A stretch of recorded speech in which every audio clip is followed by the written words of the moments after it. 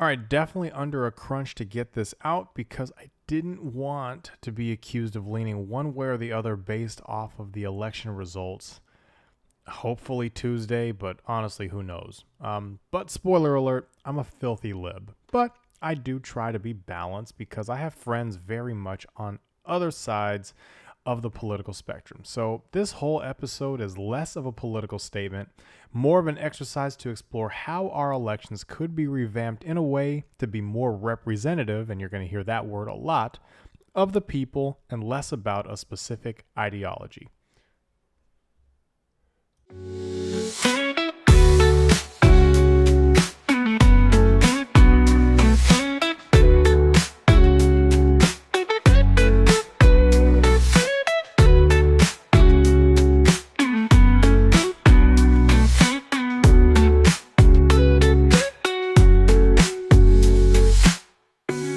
Alrighty, welcome back to Outsider Information. I'm Brandon, and we are not gonna mess around too much here because I'm sharing this drink of the episode right away because anytime you talk politics, it's always easier with a sipper. Introducing the Diplomat, for those with a taste for power and finesse. As always, recipe is in the description. So what could this episode even be? As I was mapping it out, it went a lot of directions, and it took me about a week to really write when I sat down consistently each day to do it. I don't jump into politics often with this space, but I think with the election on Tuesday and the potential chaos that's coming regardless of who wins, this is the right time to go completely in depth with how effed up our political system is and at least try to propose some fixes. So here is that attempt.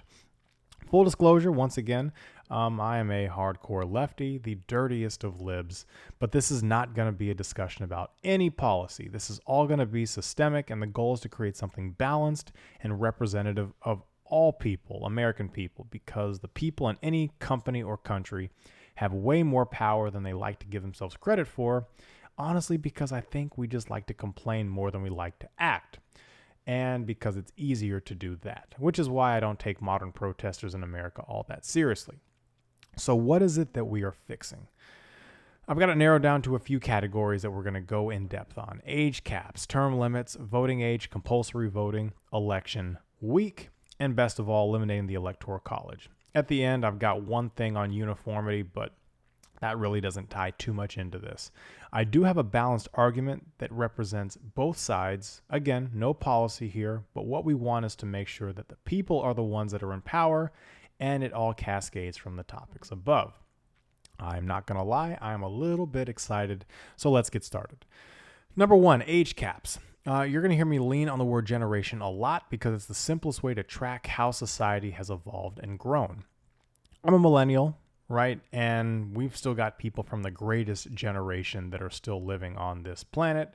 And in all likelihood, my kids are going to be Gen Alpha, right? A generation is 12, 15 years, depending on the chart you are using. So when we talk generations, it matters a ton when it comes to relatability and understanding where society is going. An example, my mom, who is a boomer, right? Expecting anybody to relate to us based off of what we know, how we've lived, how we've learned, and how we plan to parent our kids in contrast to how boomers grew up, how they were raised, and how everything that they learned coming up to this point.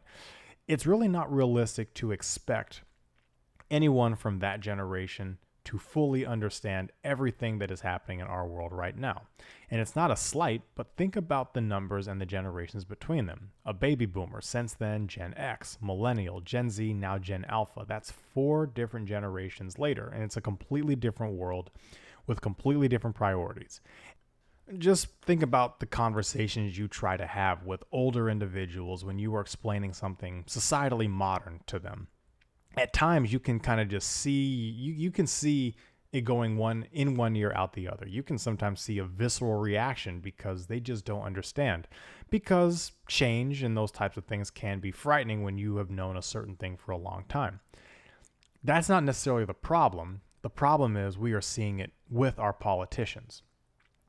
Power is quite the drug, and I say that because think about the crazy things people do just to hold on to power.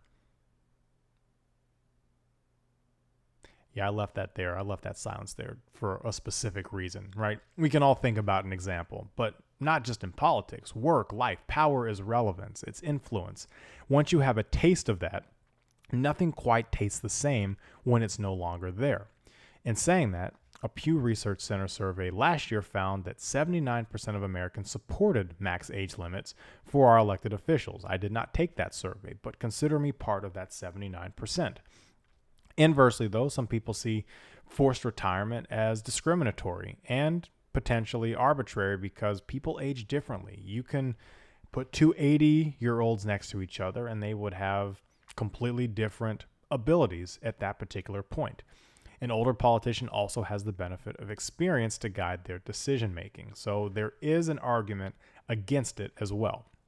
But let's just look at some numbers. Currently, 57 of the 100 senators that we currently have are at or above the average age of retirement in the United States, which is 65 years old.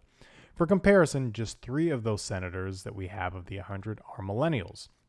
Not representative of the country in the slightest when it's projected that millennials and their juniors will make up more than half of the U.S. population and eligible voters by 2030. That sounds like a long time, but 2025 is literally 2 months away. So we are 5 years from that, and we don't have real representation of us inside of our federal government. When we look at the military, which forces retirement at a max of 68 for the highest ranking positions, pilots, commercial pilots can't fly over age 65. Air traffic control gets retired around 56. I think our politicians should fall in the same category because while we can't devalue experience, we see it in every facet of life. Progress gets held back because somebody can't relinquish the power that they have. And that's not a political ideology. This benefits both sides. It forces new people into the ecosystem. It forces us to stay engaged, more on that later, and it allows policy positions to evolve with the people rather than with the system and with personal interest. When I bring this up, usually to older individuals, it's not met well, but I'm not saying we need to take people out to pasture, let old politicians die. In fact, I'm saying quite the opposite. But we also literally did have a senator die in office last year. Not at the office, but Dianne Feinstein died holding on to her seat. RBG decided to selfishly stay in her Supreme Court seat, and when she died in the court. And it more or less changed the court for a generation or more. So if this is truly about having more balance, representation, for God's sake, go retire, be with your family. And if you absolutely have to remain in politics, my proposal would not just be to bar them from public service, just federal, right? If they want to go run for local office and they're able to in their state and win, be my guest. If they have a cabinet spot offered to them from a president, go take it, right? They're not elected federally. They are given something or they are elected by the state. If you want to remain an advisor to current politicians, absolutely, because that knowledge is important. I just don't think it's a rational idea to have someone who's currently at my current age, 30, 40 years older than me right now, I turn 31 in a few days, telling me they are doing what's best for me. It's just not a logical statement, right? We live in two very different worlds. So what's the proposal? Age limit for politicians, which would include the Supreme Court, should be set at 70.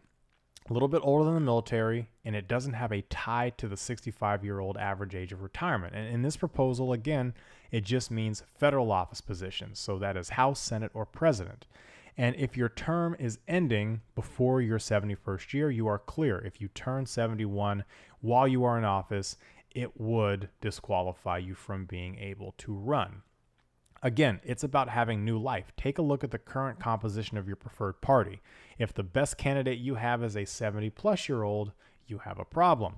Among the reasons the Dems had to move off Biden, it was no longer a sellable point to anybody. And in this scenario, should Kamala win, she's clear. She'd be 68 or 69 leaving office, assuming 2 terms, and it puts the priority on having a really good ticket as well because if the administration is well liked and the president isn't eligible to run, a VP could in theory take the mantle and continue for an additional 8 years beyond that.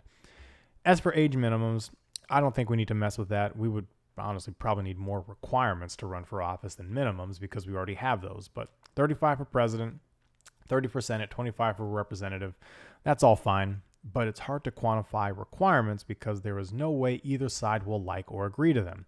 So we just have to hope that having a max age in place will prevent some of what we are seeing, as the next suggestion will also hopefully do the same. We are going to talk term limits.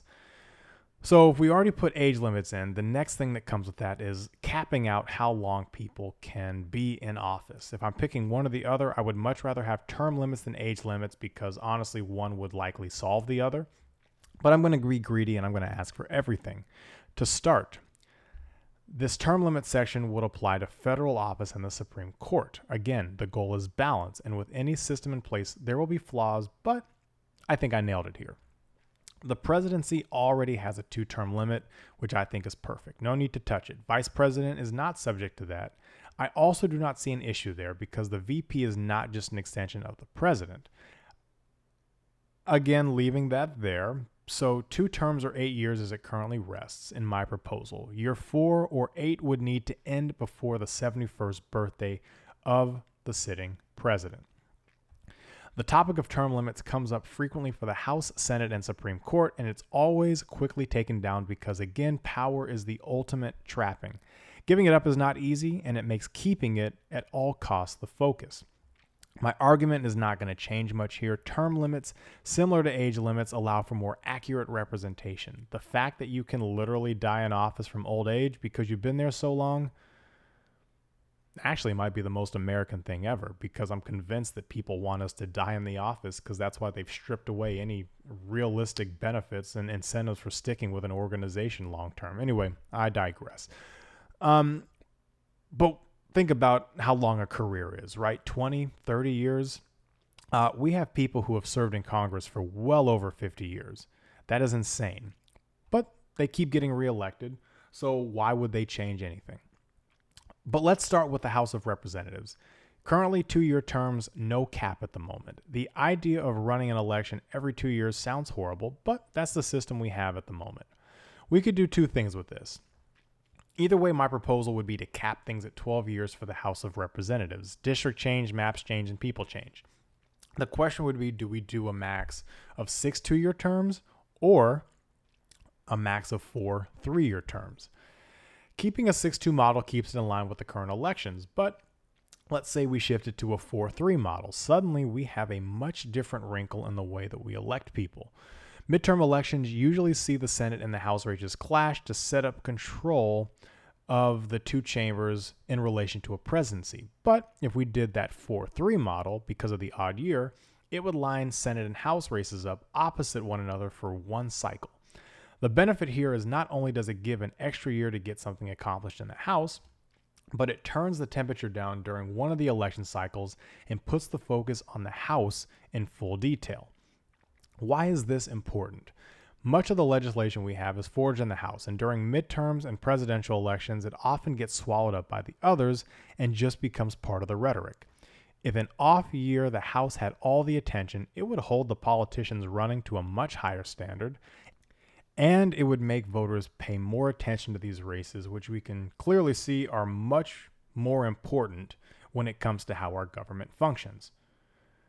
You know what, in saying that, I've talked myself into it. The 4-3 model it is, which balances perfectly with the Senate. Now, I'm not going to move off of that 6-year term. I think that works, and in this scenario, because it pairs well with that 4-3 model, what I'd propose, though, is a max of 18 years or 3 6-year terms. A generation is 15 years, 12 in the House, 18 in the Senate.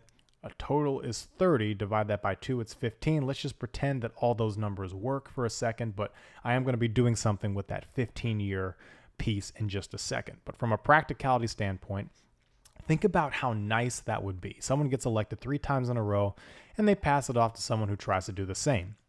Again, representation matters.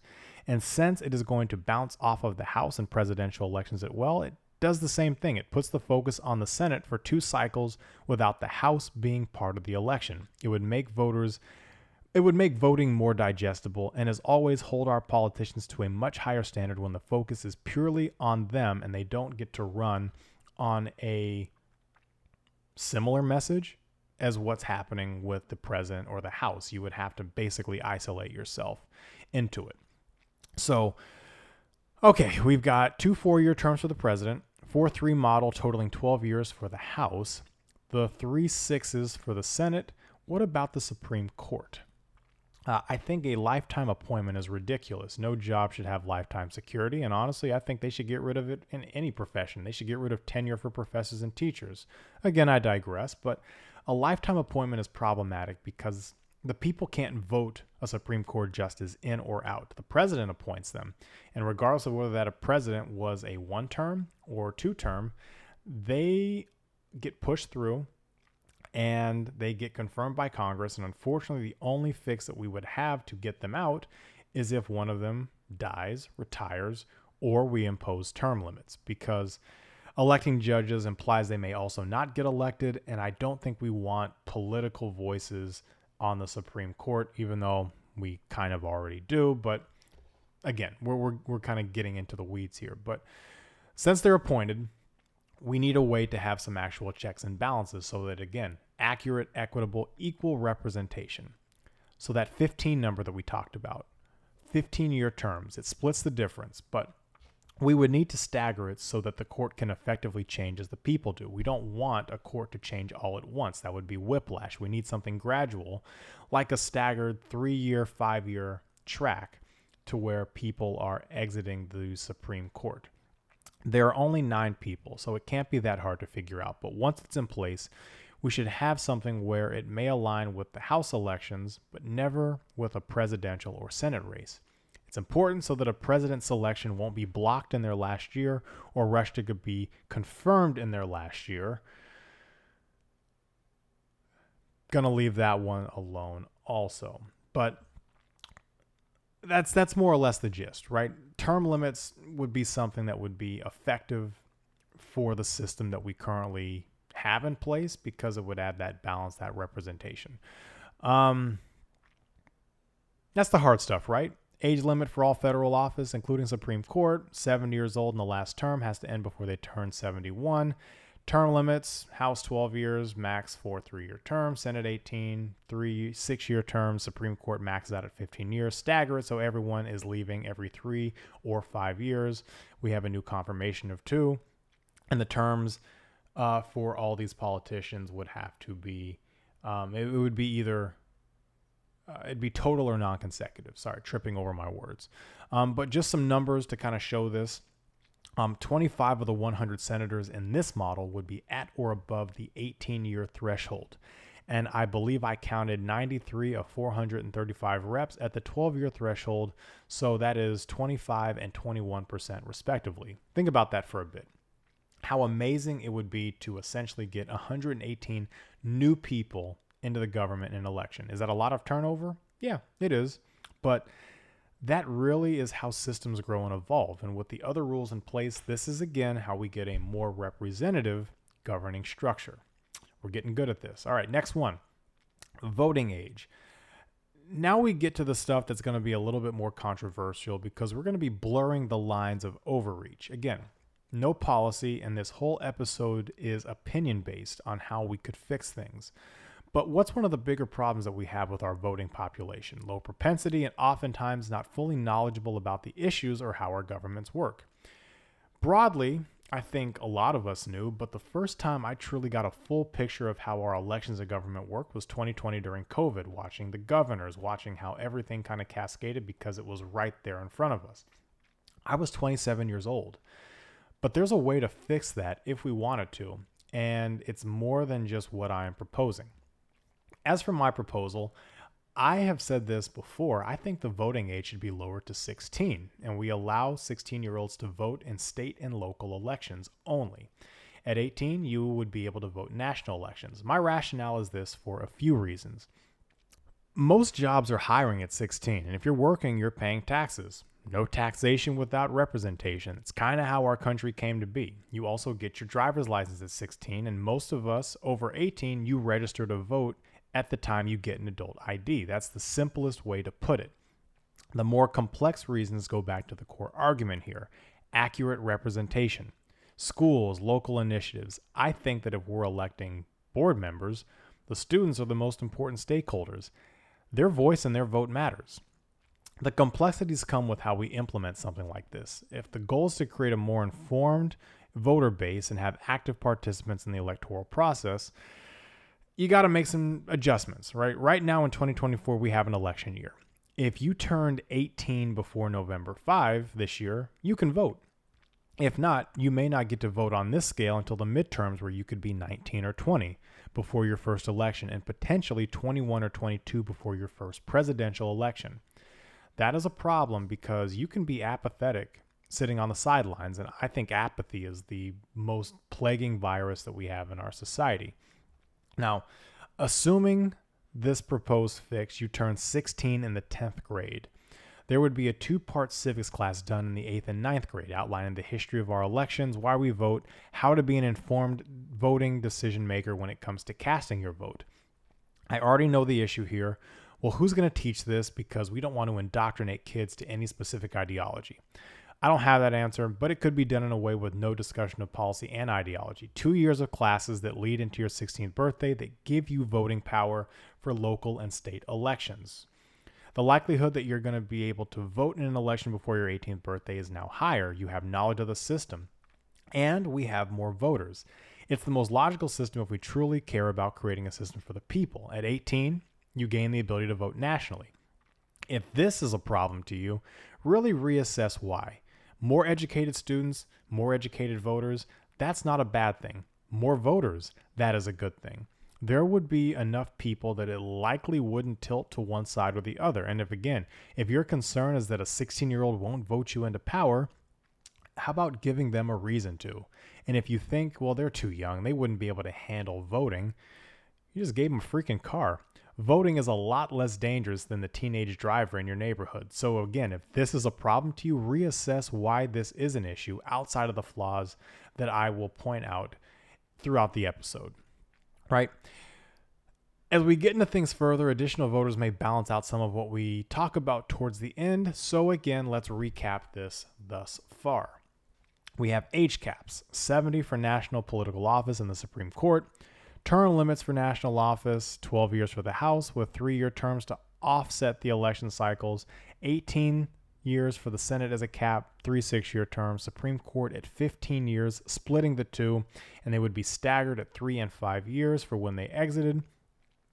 Term limits are total years, even if non-consecutive. Voting age dropped to 16 to allow participation in state and local elections. To prepare for that, there would be a civics class in 8th and 9th grade. When you get your driver's license, you register to vote, and at 18, you gain the ability to vote nationally, hopefully not voting for the first time. All right. Hopefully that sipper is doing wonders for you. It's doing wonders for me. If we are ready to proceed, I've got some fun stuff that we're going to get into. Compulsory voting. I can hear it now. This is a violation of my rights. Okay, well, compulsory voting doesn't say who you have to vote for. It just says you need to participate. This would also be for federal elections only, not state and local. Trust me, it will get easier with what I propose next. Compulsory voting is used in a few countries around the world, most notably Australia, which boasts the highest voter turnout rate globally. The issue isn't necessarily about forcing people to vote. What this would do is actually make it easier for the electorate not to be cheated out of their vote. Representation is key, and if every eligible voter is mandated to vote, that is how we get people to be engaged and represented. If the idea of being forced to vote angers you, just wait until you're told you're mandated to pay taxes or have car insurance, both of which cost you money. Voting is free, and if you really like someone's policy, it would actually be beneficial to you. Kind of mind-blowing, right? Sarcasm aside, how would this work? Well, based on the model we have, it would not happen right away. With the voting ages being scaled down to 16 in this presentation, that is for state and local elections, which we are not legislating how states factor into all this. It wouldn't even be made mandatory at 18, although you're able to vote federally. When it would happen would be when you turn 21, when you get that ID that says, I am old enough to buy alcohol. That way, when you have to choke down being forced to vote, you can go to the bar right after. Trust me, there's a method to the madness, but essentially after 5 years of practice elections, by the time you're 21, you should be able to handle voting against your will every few years. Next, election week. This might be my best idea ever. A Monday to Sunday extravaganza of voting. When we talk uniformity at the end, this will make more sense. Yes, early voting is a thing, but it's not across the board. In-person voting is a chore, long lines, long days, the weather, and people often say, well, they couldn't make the time because of work, kids, life. Well, how about this? You give everyone 7 days to cast their vote. Stretch it out. If you're an employer, you're federally now required to give your people 1 day off to go vote if they have not voted already. I know. Businesses would lose money or this. Or maybe we would see an economic boom from the turnout because, people have a day off. They would likely spend money going doing other things. You can have other business, selling food. Like we could play around with it. But again, representation and equity, this gives everybody an accurate, equal chance to go cast their vote. And this also makes it much easier to have something like compulsory voting because you have 7 days to do it. No excuse if you can't. This gives everyone time to collect and count the votes, with results not coming in until the end of that last day on Sunday. We give it the proper time we need and hopefully avoid all the antics and have a free and fair election where everyone's voice is heard. My bad. I didn't recap what we had so far in the last section, so we're going to do that right here before the next one. Real quick, age caps of 70 for federal politicians and the Supreme Court. Term limits of 12 years for the House, 18 for the Senate, 15 for the Supreme Court. Voting age drops to 16 for local, 18 for national, and it becomes mandatory at 21. We also now have election week. All right, got some good stuff, and I got some data for this last one, but we are going to say we should eliminate the Electoral College. It's outdated. At the very minimum, it needs to be revamped. But again, this is my Christmas list, and I'm going to go right for it and get rid of it altogether just for fun. The Electoral College originally was a compromise not to give any single vote more power than the other. In 2024, though, that is exactly what's happening, as the states that vote blue.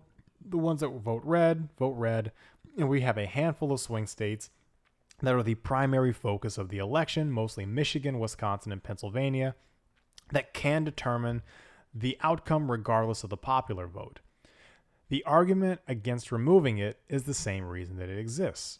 States with smaller populations want equal representation. The flaws in that argument are technically they do, and it's through the Senate and the House of Representatives. So if Congress is red but the presidency is blue, guess what? Nothing is likely to get done because people fail to compromise. Now, I know it's likely never going to happen in my lifetime, but the Electoral College is actually holding us as a country back. By having 3 states essentially determine the election, it doesn't really represent the will of the people, and the real numbers really don't back up why we should keep it in place. The popular vote is really the easiest way to have it. It's a simple majority. You do it, right? But 5 times in history, so we're going to look at this. 5 times in history, presidential candidates have won the popular vote but lost the Electoral College. Out of 235 years, it's happened 2% of the time. So we are trying to protect ourselves against the statistical anomaly because the fear of change that it might destroy the system. First off, no, it wouldn't. We have 3 branches of government for that reason. The midterms usually swing one way as well, and clearly if the people are unhappy, they will vote to make changes. It just so happens that in my proposal, it makes things a whole lot easier. But let's look at some additional numbers for you. The top 10 states by population: California, blue; Texas, red; Florida, red; New York, blue; Pennsylvania, swing; Illinois, blue; Ohio, red; Georgia, swing. I really don't know how to feel about Georgia, but we'll call it swing-ish. North Carolina, red; Michigan, swing. So, by my count, 3 of the top 10 are blue, 4 or 5 are red, 2 or 3 are swing states to round it out. To give those numbers some context, the full population of those blue states is 71,086,098 in the blue states, 75,735,435 in the red states, and 21,074,449 in the swing states in terms of population.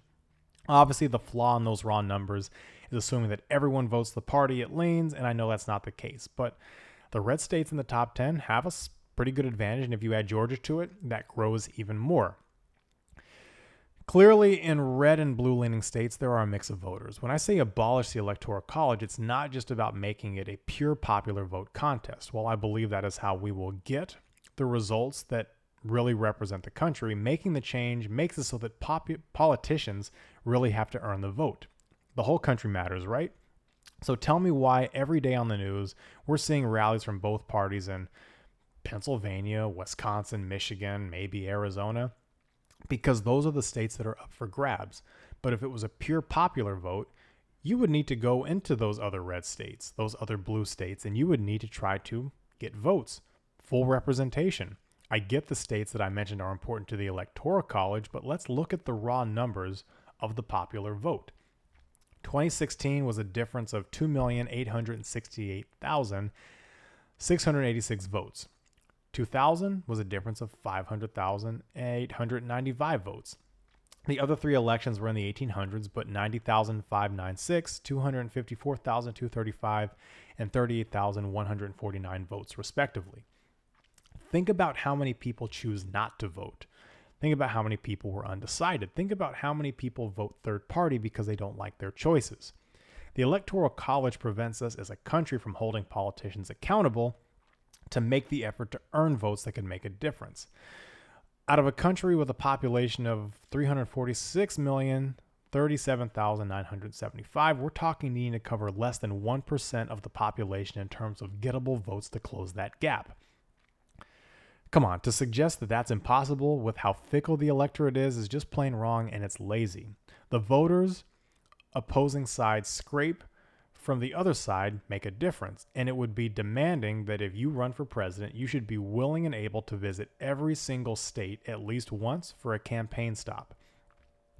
We deserve better, and I truly believe that if we got rid of the Electoral College, we'd still have blue and red presidents, but for some reason, if it tilted one way or the other, we still have the House and the Senate, and with my fancy term limit system, constantly bringing new people into the government, so we stop with all the gridlock. All right. Final recap before I hit some bonus thoughts. Starting from the top, age limits for all federally elected officials in the Supreme Court. Is it discriminatory? I think that's a very strong word for it, but it is a valid argument given that being 70 doesn't make you incapable of work, and it would be removing a significant segment of people from legislating. My goal isn't to remove seniors from our lives. It's to make the government more representative of the people voting.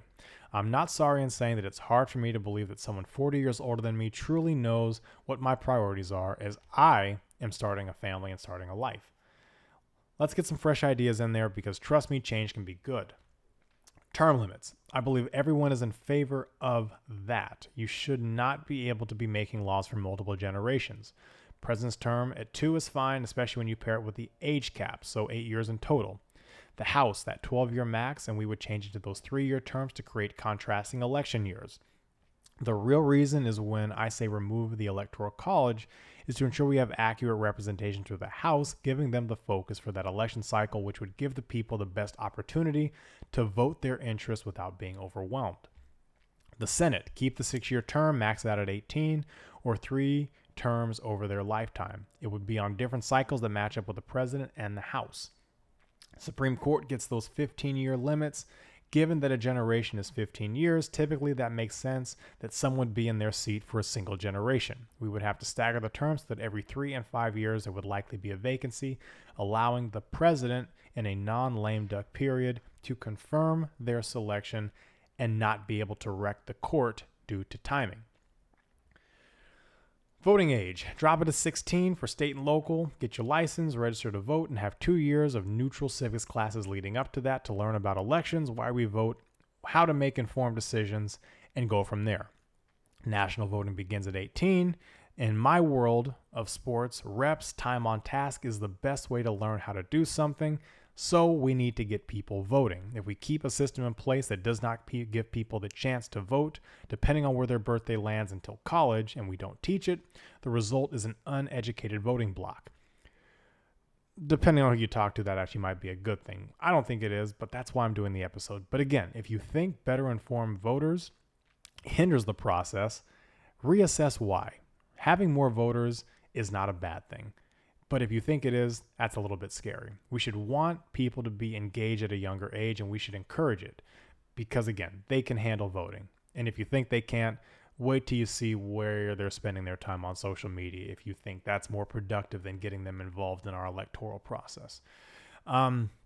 Compulsory voting. Similar to my point above, we should want people to vote, not for a side, but just to participate so we can get accurate numbers and representation. Since we dropped the age to 16 for state and local, 18 for national, at 21 after a few years of doing it, you get your fancy new ID and it becomes mandatory. Promise you'll be fine. It's once every few years, and it doesn't make it state mandated for local elections, just federal.